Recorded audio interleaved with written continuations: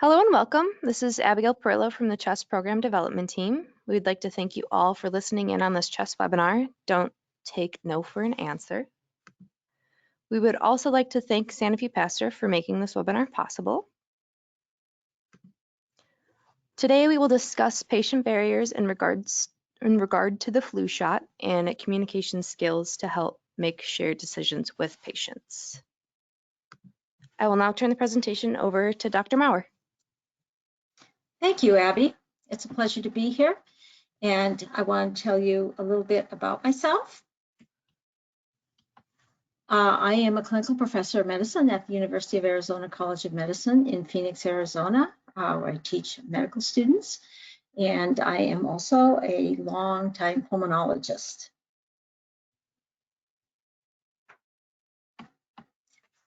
What I want to talk to you about is when patients say no to the flu shot. You might have an office visit that goes like this. Do you want a flu shot today? As you get toward the end of your meeting with the patient? No. Okay, I'll see you in 3 months. Wait, that is not what you should do. That is the wrong answer. And why is it the wrong answer? It's the wrong answer because flu vaccination is very important. It's recommended for almost everyone now older than 6 months old, but actually less than 50% of people really get the vaccine.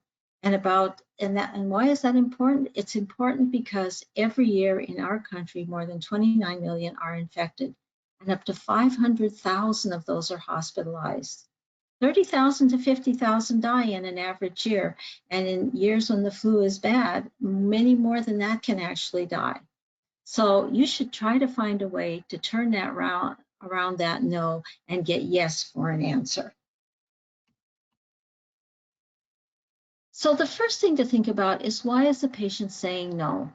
Sometimes it's you. Sometimes it's how you present the flu shot.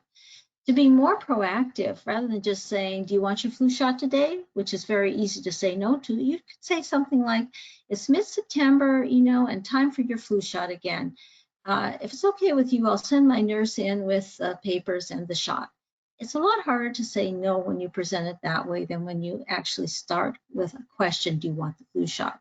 Even so, you'll still get a lot of no's, and it helps to understand why.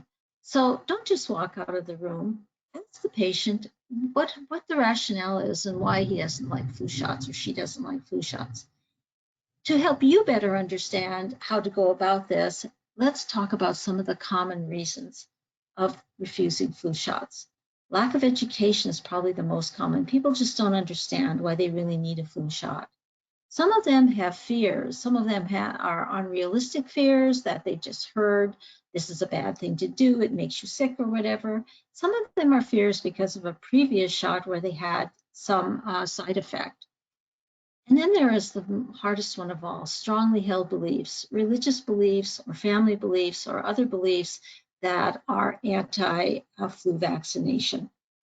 So how can you deal with these situations? Well, let's take them one by one. The first is lack of education. This is probably the easiest to deal with. You need to ask a few questions to determine what the knowledge level of the patient is, and then tailor your response to the patient's reasons. Here are some of the common reasons that patients give. I don't go out much, so I don't really need it. And that's particularly common in older people, that type of reason. You need to let them know that particularly in older age groups, flu can be very serious. It is very contagious. You can get it from people before you even know they're sick. So you might be visiting your family or something and get the flu without even knowing it. At grocery stores, you can get the flu. And the problem is you can give it to others in the family before you know it, like young children, particularly children before 6 months who are not eligible for vaccination. So it's not just for you, it's for the people around you as well. Another statement is, I never get sick, so I think I'm immune to it. Well, actually, it's really hard to be immune to all of the variations of the flu because those strains are changing each year, and you can tell them how much they change and how the flu is changed each year. Flu vaccine is changed each year because of the changing strains, and there's no one who's immune to all of them. You can provide numbers of how many flu cases there are each year and how many people die and how many people are hospitalized. And again, this is particularly important in older people who have the highest rates of serious illness with age and with accompanying comorbid conditions. Another thing you'll hear is, I can throw off a cold in a couple of days. Well, flu is not a cold. The symptoms from flu are much worse than a cold, and it's worth sitting and talking to the patient about what kind of symptoms they might get and how long they last, which are much longer than a cold. Particularly myalgias or muscle aches and chest discomfort are much more common than with a cold. Up to 500,000 people actually need hospitalization, and remember, a significant number die.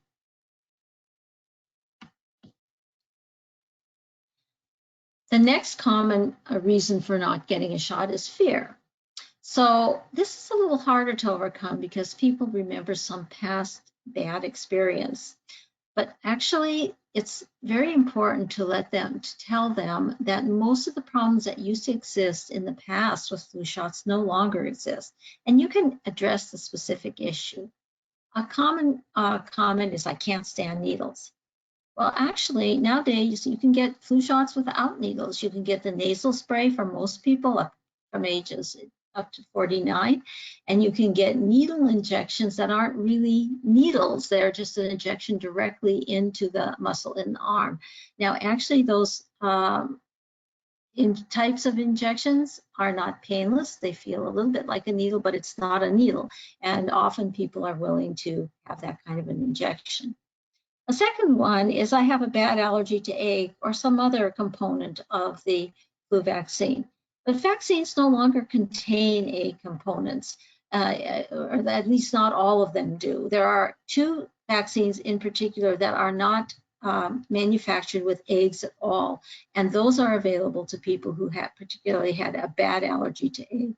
For people who didn't have quite as bad an allergy to egg, they can actually use almost all of the flu vaccines that are available. Another comment is, I realized I could get paralyzed or I read I could get paralyzed from a flu shot. Well, it is true that 1 to 2 per million people have been reported to get a paralytic syndrome called Guillain-Barré syndrome, but actually that type of syndrome is seen as often in people who get the flu. So it's very rare. It doesn't mean that if you don't get a flu shot, you won't get it. And in addition to that, this syndrome is typically mild. And the nasal flu vaccine has not been reported to have that as a side effect. And the final one that's really common is the statement that the flu shot can give you the flu.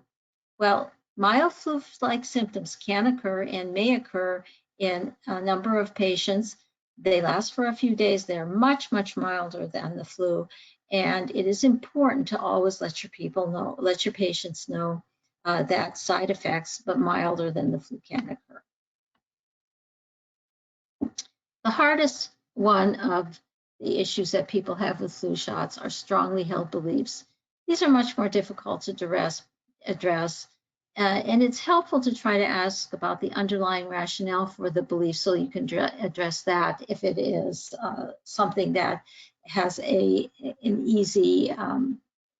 an easy discussion for you with the patient.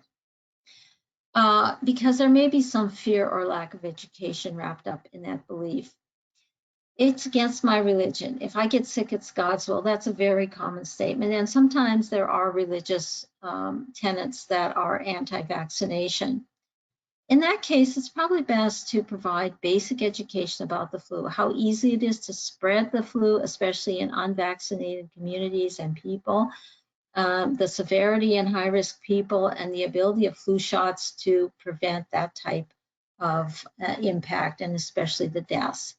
And emphasize the importance to young children and to the elderly or other people who have comorbid conditions.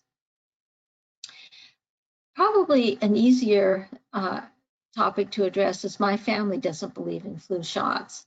Again, basic education and the same sorts of things that I've already covered in the religious beliefs can be used here to help educate these people. identify any specific fear factors if there are specific fears, and above all, in all of these cases, avoid being judgmental. People with strongly held beliefs often don't change quickly. And they have these beliefs, even if you don't feel they're rational, they're very important to the patients. Make sure that you don't belittle or be negative toward them because of their beliefs, and make sure that they feel welcome to come back if they do or don't change their minds. You are the physician and you are there to take care of them no matter what. So can you change no to yes? Sometimes.